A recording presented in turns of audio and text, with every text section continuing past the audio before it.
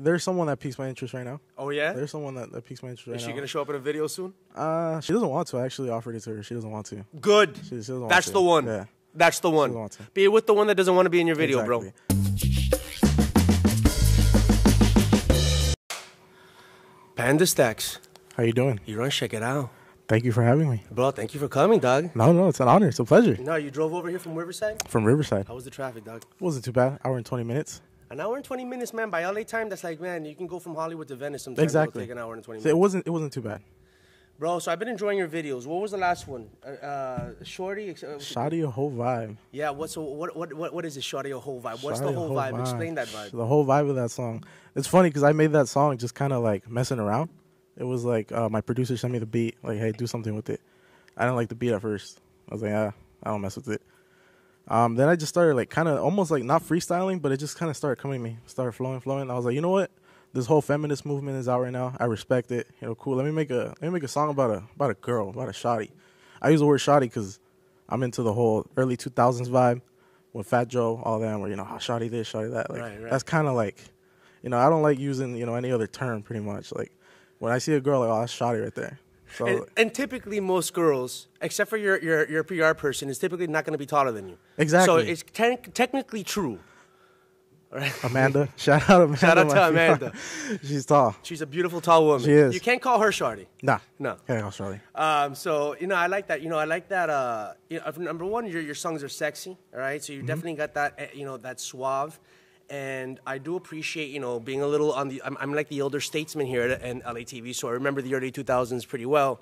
And I remember, you know, Method Man and, you know, DMX, rest in peace. And, Rest in peace, DMX. And, you know, then you had Fat Joe, you had, who's Big the guy? Pun. Big Pun. I mean, those are some amazing songs. Those are club, the party's going on till 6 o'clock in the morning kind of songs. That's exactly what I was going for, that vibe. And so what, did you grow up on that as a little kid, or your parents into that? How'd You know, it's funny because I grew up on a lot of typical Mexican music. Vicente Fernandez, Los Tigres del Norte, all that. I didn't gravitate towards rap until I was really about 14 years old. And that's because, I don't know, it just kind of caught my attention, I guess, going to like, I don't know if you experienced this in middle school, the middle school dances. Right. You got the DJ going, you know, everybody. That always piqued my interest. I wasn't one of those guys, you know, dancing and grinding. I was always like trying to hit up the DJ booth, like, you know, request songs. So I was like, back then, like, I'm going to be a DJ. That's what I wanted to be. Right. I wanted to be a DJ, you know, just mix tracks. It never occurred in my mind, like, hey, I want to be like a real musician, you know, rap, sing, none of that. All I want to do is be a DJ, but I couldn't afford like to have like the DJ set up and all that. And I remember I would like kind of like beg my parents, and they always like didn't want to support it because my mom always thought I was gonna go to like DJ a party and end up getting shot or something. You know how Mexican moms are. Mexican moms are always panicked about everything. They don't want you in the nightlife. Exactly. They don't want you in the nightlife. They don't want you around girls. They don't want you about none of that. So I kind of, you know, just kind of whenever I would like. You ended up doing it all. I ended up doing it all. You ended up doing exactly what your mom didn't want you to do. Exactly. And more. And more. We'll get to the more part, but how does your mom feel about that now? You know, she's starting to see, you know, all the love I'm getting, you know, from the people. Definitely all the comments on my YouTube videos, all that. And she sees it now, and now she's open to it. Like, now she likes it, you know. She's still, you know, at the end of the day, a typical Mexican mom. And if you're not busting your ass working, eres un huevón. You know what I mean? Like But your videos look like a lot of work. You got a high production value on your videos. That's something I pride myself in. But I jump around back and forth. I wish it could be chronological. I want to go back to like when you started as a DJ and how that happened. But let me fast forward to some of these videos that I really enjoy, because they also throw back to like the 2000s, like, you know, high end, you know, the dancing, the vibe, and all that stuff. Did you make like a decision, like, all right, if I'm gonna go into, you know, becoming a rapper, like, I'm gonna get as much all the resources I can and put into like high production videos. It can't look like something that you're just, you know, like some of these YouTubers make. It needs to look like something that would air on MTV. You know what I'm saying? Like, what? Tell me about that process and the kind of like resources you have to do to get, you know, the financing for some of these things. So that's one thing I definitely, when I decided to launch my career, that's definitely something I wanted to focus on, was quality. I feel like nowadays music isn't the way it was before, from the lyrics to the beats to the music videos. Mm-hmm. Now it's kind of like, I'll record something on my iPhone and put it up, might go viral. I wanted to bring back the essence of actually trying to do stuff, you know, actually investing money into it, you know, as a career, because to invest money, to make money, you got to invest money. Right. And it's the same as any other business. You know, I come from a family of business people. My mom's a businesswoman, very successful businesswoman. My dad, unfortunately, passed away when I was 14. Sorry, but he had his own business of fixing tractors. He had a big company that fixed tractors. So I always came from that. So I kind of wanted to put the same into my music. Like, you know what? Hey, let me invest as if I'm investing into a business. Let me do it the right way. You know, let me get a music video that I know I can make it for possibly, you know, $500, $200. Let me invest 5-10 grand into a video. Make it look good. Make me look good. I feel like my music's good enough and it deserves that. So that's why I pride so much into putting high production into my music. And now it's nothing crazy. It's not like 100, 200,000. Like, not even, none of my videos, honestly, surpass like 10, 15,000. But they look even higher quality than that. Yeah. You know, I think that I think that I can talk to you about anything. So I'm not worried about offending you. I'm just going to cut through this. I'm going to acknowledge this thing. Like, there's always been the big man rapper. And he's typically been some of the, like, sexy, suave energy put out there. I mean, you mentioned Fat Joe and Big Pun. Big Pun maybe more than Fat Joe with, what was the song? Return. Which one did he do? Did he do Return of the Man? No, that was, what was the big one what was his big hit, Big Pun? Big? The biggest hit he had. Amanda? You stumped me there. Oscar. What was the biggest hit that Big Pun had, man?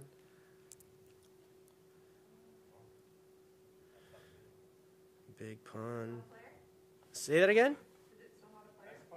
We're going to have to edit this out. People are going to be like, no. Because, dude, nobody knows the names of songs. Okay, let's see here. Wikipedia will probably tell us. Yeah, I'll shorten this up, but we still got to acknowledge that sometimes we just forget about the Big Punisher. Let's see here. Discography. Oh, shit. All right, it's so hard. I'm not a player. I just crush it. Of course. Oh, okay, yeah. Duh. I used to say that all the time. When that song came out, I was always saying that line. I'm not a player. But I didn't use the word you crush. look like a player. You're a player, huh? I'm trying not to be anymore because I'm getting old. So I need to settle down. I need to be a player, but with just one woman. No pasa nada. Yeah. What, you're never going to settle down? Actually, I won't say never. But in this career, it's, you know. It's definitely hard. It's definitely hard, but there's someone that piques my interest right now. Oh, yeah? There's someone that piques my interest right now. Is she going to show up in a video soon? She doesn't want to. I actually offered it to her. She doesn't want to. Good. She doesn't want That's to. The one. Yeah. That's the one. Be with the one that doesn't want to be in your video, exactly. bro. I'm with the one right now that she doesn't want to be in any videos. She doesn't want part in my music. Like, of course she supports me, right. But she doesn't, like, not one of those that, like, oh, you know, let me go to a shoot. Let me do this, you know, like. Well, if she was in a shoot, she'd probably like make you like, oh man, she's looking over my shoulder. So it's good that no, she's Mexican, obviously. No, she's not actually. Really? Because I'm thinking, man, she doesn't want to be in the video. She's a good Catholic Mexican girl. She's not Mexican. What is she? She's half white, half black. Whoa. Yeah. Exotic, huh? I like the exotic. Dude, I'm Cuban. I got some black in me too, even though it doesn't show. But yeah, that's awesome. And it's funny because my whole life I kind of went like, I only date Mexican chicks. And that was making your mom happy. Yeah. But your mom is happy by the fact that the new one doesn't want to be in the video. She's like, chico, okay. She's definitely happy que no es una interesada. Nice. You know what I mean? That she's not just like sees where like the money's at or where, you know, this and that. She's not like that. Like that, and that's why with her I would settle down. Let's go back to the whole thing, like the tradition of like Big Pun, and then you had Biggie. You know what I'm saying? Like, and the fact that most of their songs were actually very suave, very flirtatious, sex appeal, all that kind of stuff. Like, where does that come from inside you? Like, have you always been kind of like, you know, you've always tried to mac it, or like, tell me about that. Nah, that's funny because I didn't start macking it till like way after high school. In high school, I was weird. In high school. You know, my dad had just passed. You know, I was going through a weird phase. Started doing some drugs. You know, started experimenting. I was weird. I was that kid that you just saw in the classroom and just like, you just shook your head at. Like, I wouldn't say socially awkward, but I was definitely awkward. Right. And I didn't start coming out of my shell until I started taking music seriously. That gave you your confidence? That gave me my confidence, exactly. I struggled a lot with my weight my whole life. You know, that's something I wanted to grasp towards my music. You know, I always looked up to these guys, Fat Joe, all these guys are big guys. And look, you see them in their videos and they're Rico Sauve, you know, all the women around them. That's the vibe I'm going for. everybody's always like, Panda, like, drop some weight, you know, bájale las tortas. Nah. Like, I want to prove that I can be, you know, this size, still mac it up, still be a good musician, and still, you know, just, you know, I'm like an advocate for, like, if you are the way you are, just be it.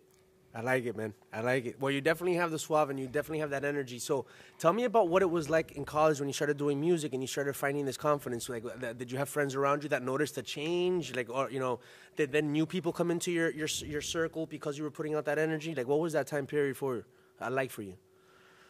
It was weird because no one, I guess you couldn't say supported my music. Just kind of nobody believed it. No one took me serious. So I never got to experience that. You know what I mean? It was always kind of like I'm a one-man show, and I kind of got to make it work. I never really had anybody gravitating towards me because no one believed in me, not even my own family. Right now, you know, they see everything's coming up, and they're a big help, but I never had, you know, that. But can I tell you something? Just like culturally, you know, I'm Latino, I'm Cuban myself.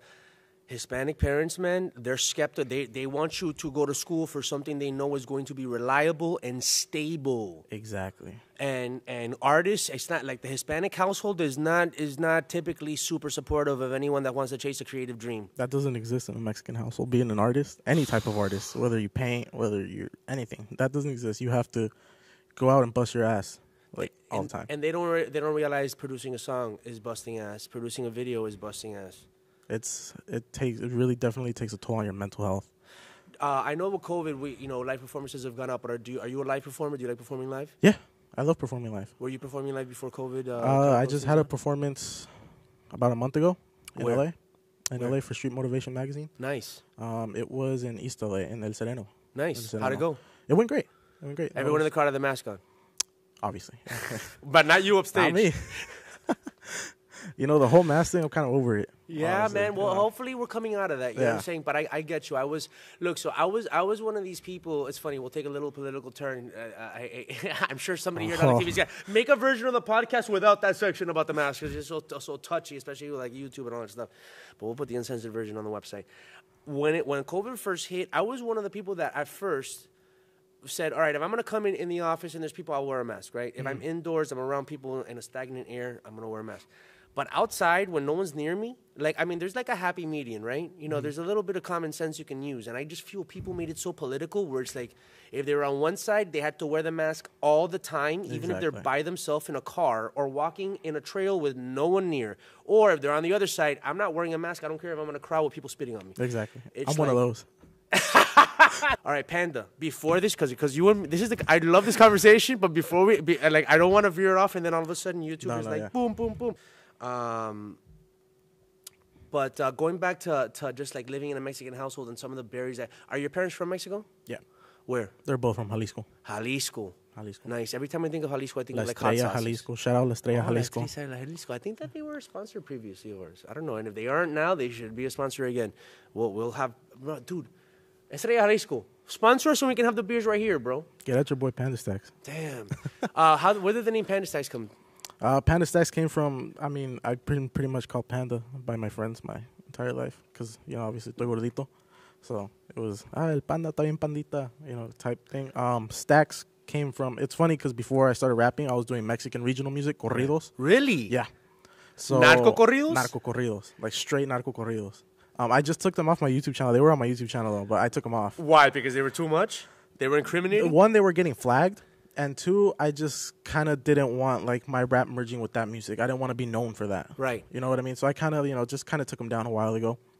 But it's funny because my name was Anuel Felix El Panda.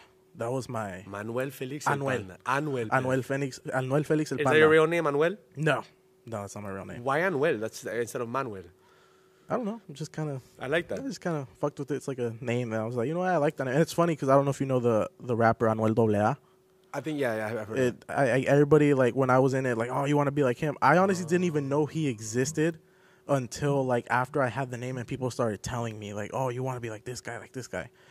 But that was my name, so I still, when I started hopping into the rap genre, I was like, I still want to keep the name Panda. But Panda just sounds too And then at the time, the song Panda was out. So I was like, I don't want, so I like money. Everybody likes money. You know, and then stacks refers back to the early 2000s where everybody's talking about them stacks, you know, like that.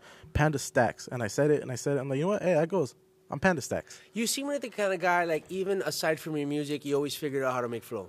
Yep. Yeah? Yep. Like, what are some of the other things that you've done to make flow? And if you need to allude to something illegal, you can just wink at me with your left eye. Oh my God. Okay, there's the wink. There's dude. You know what I love about rappers, man? They come from the game, dog. Look, I'm gonna full disclosure. When I was a kid, when I was 21, I grew pot. Before it was legal. Who and did I it? Say that. Who hasn't grown pot? You know what? I'll give you my story really quick. So I moved out of my parents' house like early. Me and my dad had it out, bro. You know, I had young parents. We knocked heads. 19 years old. Long story short, me and my dad getting in a scrap. I'm not a little kid anymore, so I'm like pushing back. And he comes the next day and he goes, we can't live with each other, so I'll pay for your college. And here's your first month's rent and deposit on an apartment. Leave, soon. Yeah. Bro, you think my mom was like crying? I'm like, hell yeah. I called up my friend, yo, I got first month's, but we're moving out, bro. And then I ended up getting a job. And then I wanted to go and do an internship at a newspaper because I work in the media. But it was an unpaid internship at the Miami Herald. But I needed the internship to get a career. But I couldn't earn money while I'm working and going to school. How am I going to make money? And we lived in like this cheap, big ghetto-ass apartment, like in South Miami at the time before it was gentrified. And it had a huge walk-in closet. And my friend is like, dude, we can put 2 lights up here. We could grow 16 plants and you pay your rent and you can go do your internship. So we did that for a couple of years. I can say that not because of statute of limitations, the fact that marijuana is legal. Let me find out you had a whole ass farm. Let me find out you had a whole ass farm. I didn't, did you? It wasn't a farm, but it was definitely a good size operation. Look at you, dog. It was my whole garage. Wow. Yeah, it was. I was definitely really into it 5 years ago. Now, when you were living on your own? No, I was living with my mom. So your mom is protective or whatever. She's like, mijo, if you're going to grow la marijuana, at least grow it here. It's kind of like where if you're going to do cocaine, do it in front of me. So don't do it at a party. Can I hang out with your mom this weekend? Let's go. Oh, my God. She's overprotective, but she's down. Yeah. I had go ahead. I had a whole setup, like tents, lights, because the garage wasn't insulated, obviously. So I had to use grow tents. So you used the sun? No, I used lights. Oh, lights, hydroponics. So did I. So did you use high-pressure sodium or metal halide? The lights. I didn't. The orange lights? Yeah, the orange light or the white light? I know I used T5s for veg, and then it wasn't even like the lights that are out now. It was like these old square lights that a friend of mine just sold me. Okay, that had like it was like a metal thing that just reflect, and then the light bulb was inside. Exactly. That's what I had. That was and was it orange or white? Do you remember? It was no, they're orange. Yeah, that's what I used too. You're supposed to use white first and then orange, but if you can always just go with the orange because it's supposed to simulate the sun. Yeah, white for veg. Yeah, white for veg, yeah, and then it's supposed to be orange. like the fall. It's supposed to simulate the fall or something. Yeah, man. I always explained. Man, I learned so much about plants growing. Because then I wasn't never like a scientific guy. I wanted to be in the media, and then I would explain to my friends like, do you understand why? Okay, then number one, you have to separate the male plants from the female plants, and the female plants are the ones you crop. And what happens is the reason why you do that is because the female plants sense that the male plants are super far away. They can't even feel them, so they have to grow even stickier to catch their pollen. Yeah. So the marijuana we smoke is a sexually frustrated female plant that's just putting more THC because the THC is sticky. Gonna make it stickier to catch whatever little pollen is floating in the air because it's far away. I've never had anybody put it that way. Yeah, bro. A sexually frustrated plant. Yeah. That's female crazy. Plant. Female plant. Yeah. I didn't. Yeah, we tossed the males out. I didn't get like so far into like the science stuff of it. All I know is I just wanted it to grow. Like I just wanted it to grow. That's all I wanted. So I just started buying little clones and then just start buying them by like $5 each. Started buying them, started growing. I used to make the clones. You used to make the clones? Yeah, I used to cut. It's funny, my grandmother, she was really big into botany and plants. You go to her house, she's an old Cuban lady with the orchids and all that stuff, and she would make clones of her plants. So she had cloning solutions, she would make it, and I would ask her, all of a sudden, never being interested my entire life, and all of a sudden I'm at her house, I'm 21, I'm asking, how do you clone it? And she's like, oh, okay, you're interested. And then she was showing me how to clone orchids, and then I used the same thing on the pot plants. By the way, the pot that I grew was the worst pot ever, but at least it was same here. It was no medical grade anything. It was, but it got you started. It was trash. It got me started, and it made me a couple dollars here and there. It made you a couple stacks. I wouldn't say stacks because a stack. A stack. A single we go with stack. the stack because at the end of the day, everybody wants like from the clinic, type. Nobody wants the bunk shit. Like everybody, only the crackheads buy the bunk stuff now. People are, dude. When I was a little kid, before your time. No, I guess you were already born by the time I was smoking pot. But there was a thing called regs. Regs means regular. It's the pot that people were smoking in the 70s that had, you had to take out seeds. The seeds, yeah. Because they didn't know to separate the male plants from the female plants. We just call it the Mexican shit. The Mexican shit. Mexican shit. The brick packed Mexican shit. Yeah. Like, you got to pick the stems out. You got to pick the stems and the seeds out. Yeah. And it smelled like, ugh. Yeah. And then they came with Crippy, or what was out here called the Chronic, and that was the first, you know. Amazing, man. Well, that's good. I like that. I like this background. So, talk to me. Let's go back a little bit about, okay, so you started DJing, right? I wouldn't say DJing, but I was just kind of like, I would mess around with virtual DJ. I went to La Curaçao and got me some turntables, little turntables. I never got like super into it. I never, you know, went to like headline a party, you know, like that. It was just like a little hobby, but you could say, yeah, I was, you know, mixing a couple songs here and there. And so at what point you're like, nah, I want to rap? Until 4 years ago. Really? Yeah. What was the thing that made you want to rap? I was doing, like I said, narco corridos. The market in narco corridos, it got so saturated. If you lift up a rock, there's 10 narco corrido singers right now. Like, everybody's doing it. And I'm just kind of like, you know, I want to merge into another section of music. Like, I'm still going to do narco corridos, but I just want to veer off. I've always liked rap. Let's try it. Let's give it a try. I met my producer while I was out filming some music videos for that type of music. I was in Culiacan, and I met him there. And he's like, hey, man, I'm from Tijuana. You know, let's link. I'm like, oh, let's link. So we linked, and we started making rap music. He's like, hey, man. He goes, you're actually pretty good at this. He goes, let's do it. I'm like, nah, man. And then I feel like it's not me. And then from there, I just kind of took off. Like, I started taking it more serious, and now here we are. That's amazing, man. Tell me about some of the, I mean, obviously, I was looking at the Shorty video. Tell me about some of the, you got a couple other videos out? Yeah. All right, talk to me about four or five. Right. I have Come Baby Close. That was the one I launched my career with. I launched exactly a year ago on 4/20, actually. That's the day I launched. Nice. Yeah. We launched that one. It was a collab with a friend of mine. She's a great singer. That was the one that kind of opened the door because I started seeing all the comments, you know, hey, man, like, you remind me of, you know, Fat Joe, you know, all types of them. I'm like, you know what? Hey, I got something going here. From that, I released Take You to the Stars, which is, so if you haven't seen Take You to the Stars yet, that's actually a really good song. If you want to make a girl fall in love with you, sing her that song. That's a really, and then come to, like, my best song now that I think, and as far as views and everything, Pancho Pantera. Oh, I just saw that one. Pancho Pantera, that one's a banger. If you haven't checked Pancho Pantera, check it. Dog, that should be the name of a car, like a Mexican one. Look, Mexico should make a Mexican supercar. There used to be a car in the 70s called a De Tomaso Pantera, right? Have you heard of that car? It was like a Ford wanted to make like a European sports car. It looks awesome. They should make a Mexican version of that called a Pancho Pantera. Pancho Pantera. Well, there's already the chocolate milk. That's where I got it from. You know Pancho Pantera chocolate milk? Oh, there's Pancho Pantera. You never had Pancho Pantera chocolate milk? Why bro? do I feel that there's like a little racist joke going on there? It's Chocomil. The Chocomil. Oh, yeah. With a little guy on it? Yeah. Well, the little guy's name is Pancho Pantera. If I look it up, am I going to get canceled for looking? No. It's not like, you remember Sambo's? So, Oscar, are you old enough to remember the restaurant Sambo's? Yeah, you know Sambo's, right? I don't. Oh, I don't even want to get it. It was, dude, it's like a Mexican restaurant, but you guys have to look it up. They changed their what was I going to say, their logo. It was old school. Pancho Pantera. Yeah, Pancho Pantera. Yeah, the little figure, you know how all companies have their little mascot? Yeah. He's called Pancho Pantera. He's like a little cartoon, and they made him. Dude, to like make a little figure of you, bro. Do you have a figure of you? I mean, it's not a figure of me, but it's my little panda figure. But then I'll give you some stickers. Okay. I have some stickers in my bag. I like it, dog. It's kind of like, everybody loves it. It's like a little fat panda, and he's laying on a stack of money. Ooh. That's kind of like my logo. Dude, no, I love the name, Panda tackz. Tell me a little bit about, like we were talking about before we started shooting. We got like 10 minutes left. Before we started shooting, we talked about how, like, you're not putting out albums, you're putting out singles, and that's the way that people do it now. I mean, like, I know there's some major artists that put out albums and stuff like that, but I mean, when I was a kid, I bought an album, but I was old enough to remember CDs, you know what I'm saying?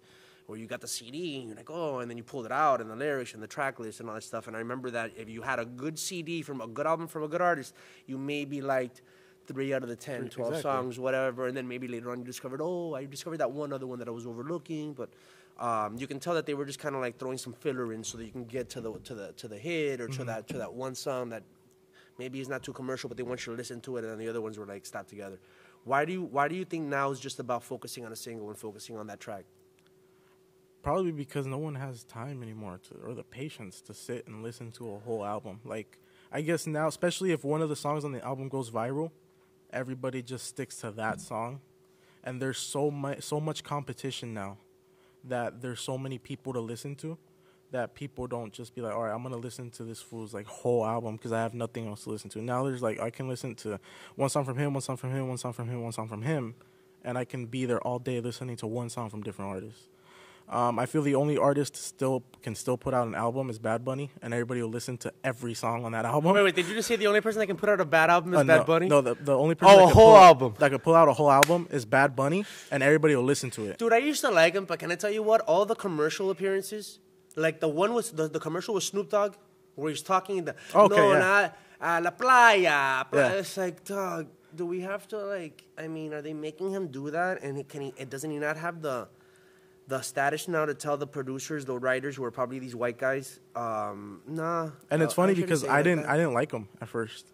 I didn't start liking him until now, and the only reason I started, not because of the hype, but I actually started listening to his music. Well, his music is good, and his hip hop. He can flow. The dude can rap. Absolutely. And what I like about some of his early stuff is because you were talking about how you went from narco corridos and you like the hip hop from the early 2000s. Look, man, I respect reggaeton to a certain degree, and I like a lot of that stuff, but I grew up on hip hop, man.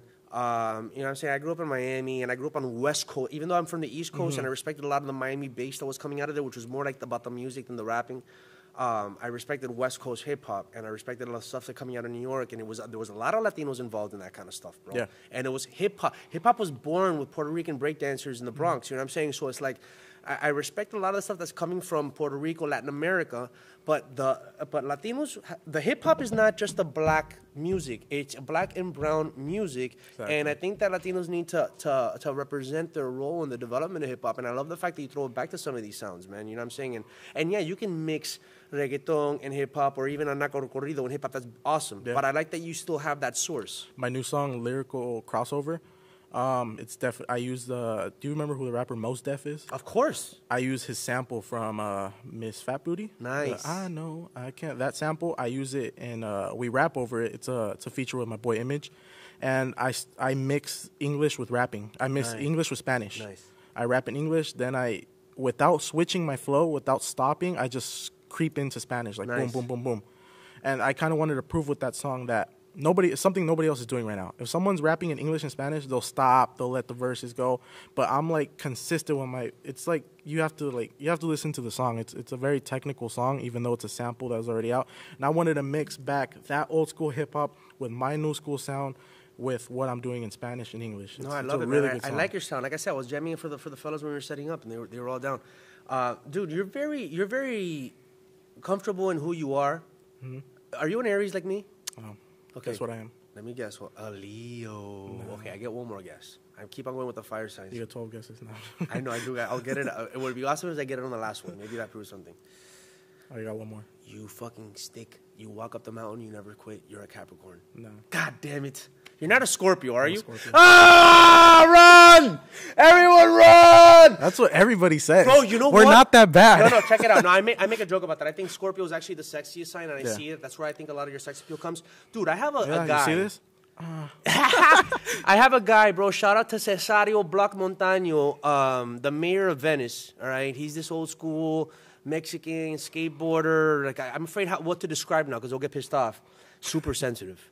And bro, we're on Instagram, and know who he is, dude. On Instagram he posted a video of him at a party where he's like, oh, these Aquariuses are making fun of Scorpios. You know what I'm saying? They're talking crap about Scorpios, and I thinking I was funny, and I realized what I said wrong. I put all Scorpios should be put under surveillance for the good of humanity. Hashtag Team Aries. I'm an Aries. Only an Aries will do that. And then he got mad and he blocked me. Yeah, and I've been meaning to text him and be like, bro, you blocked me for making fun of a zodiac sign? Hollywood as fuck. Yeah. You know what I'm saying? Because this guy's like, but I realized the word he got pissed off at. I shouldn't have used the word surveillance. That's what he's mad at. So block. I'm sorry, I shouldn't have used the word surveillance, all right? Next time I'll be a little bit more thoughtful about my words, all right? Just unblock me, okay? You believe in that zodiac sign stuff like that? Okay, so here's how I'm going to put it to you. I never did when I was a kid. You know what I'm saying? And I see the cross on your forum. I've actually rediscovered my Christianity because when I came out here, I started getting into a lot of the New Agey stuff. Mm-hmm. And I didn't put a lot of credence into that. And it's not even that I see that there's aspects of these signs and people's personalities that are that sign. And they say that it's not about just when you're born, there's a star chart. But I started also getting into science. And science says that there's a gravitational pull on you from almost everything in the galaxy. So we don't have the technology, but if we did, we could measure the most minute gravitational pull on you by Jupiter and the moon and Saturn. Quantum physics says that there's multiple dimensions that are higher than these 3 dimensions plus time that we can't measure. They also say that gravity, for some reason, is a little diluted compared to the other forces, electromagnetism and the other ones. They don't know why. I don't even know what that means, but they say it's a little diluted. And they believe that gravity is the one force that seems to go into dilute into these other dimensions. Now, if you believe in these higher dimensions, maybe that's where the soul lives. So it dawned on me that maybe it's a possibility that when you're born, and your soul comes into being into a physical body, the gravitational pull where the moon is and Jupiter and Saturn is, on the moment that you're born, might have a little influence. I'm not saying it defines who you are. I'm not saying it's going to make everything, my horoscope is going to, no. And that's how some people take it. No, that'd take it too far. But that it could be a little influence on your personality? Maybe. We're not that bad, though. Scorpios aren't that bad. I think Scorpios are the sexiest people on earth. So it makes complete sense. I get told that by every girl I fuck with. The thing is, you guys, oh my God, you're a Scorpio. Well, because if you guys get wrong, though, somebody wrongs you, you don't forget it. Yeah, that is true. You got a stinger, I'm still holding grudges from, elementary school. Scorpio, bro. If my elementary school bully walks up, he's getting cracked to this day. I hold grudges. Scorpio, dog. I hold grudges big time. Yeah. See, I get really mad in the moment, but I can let stuff go. But I think I got Scorpio in some part of my star chart because there's some people that's like, I forgive, I just don't forget. But exactly. That's exactly. I got a feeling that there's some people that you don't forgive. I forgive. I really forgive, but I do never forget. I will bring it up 10 years from now. Hey, remember when you did this? Yeah. I'm that person. Bro, there's something about you. I wouldn't mess with you. Last question is this, man. Just going back to how you're comfortable with who you are. It seems like you speak your opinion. You're willing to talk about controversial stuff. You're respectful. You ain't trying to, but you're also not gonna hide the way you feel and see things. Exactly. You went for your goals, even though your Mexican mom tried to protect you from said goals. Where does that come from? It just comes from the saying that I say, no pasa nada. Everything I do in my life is based on that. I got it tatted right here. No pasa nada. Nothing's going to happen. What's the worst that's going to happen? We're all going to die one day. I'm not going to be 80 years old going, I should have done that. I'm not. That's not going to be me. If I die young doing something stupid, I died enjoying it, And when someone tries to hold me back, I like it when someone tells me, nah, you can't do this. All right, bet. I'm going to dedicate the rest of my life to doing it just so I can prove you wrong. That's the type of guy, and that's how I started music. Because when I started music, someone told me, hey, man, you can't write for shit. And I was like, all right, bet. So I dedicated to writing, and now look, I'm the best lyrical Mexican rapper out right now. I got a feeling that you're going to be proving a lot of people wrong for a long time. You just got to stick with it, all right? For some people, it's a quick shot up and then a quick shot down. For some people, it's a slower road up, but they get to stay on top for a longer time. Kazi, thank you for being here. I enjoyed our conversation, Thank you so much for having me. Where can people find you? All my social medias at Panda tackz with the Z at the end. Panda tackz money sign. That's all my social media. Find me on Instagram, YouTube, Panda tackz. Everything's on there, all my music videos, everything. Check me out. If you haven't checked me out, give it a listen. I guarantee you'll like my music. Panda tackz, you better check it out. Thank you so much. With that Cuban link around your chest. Hey.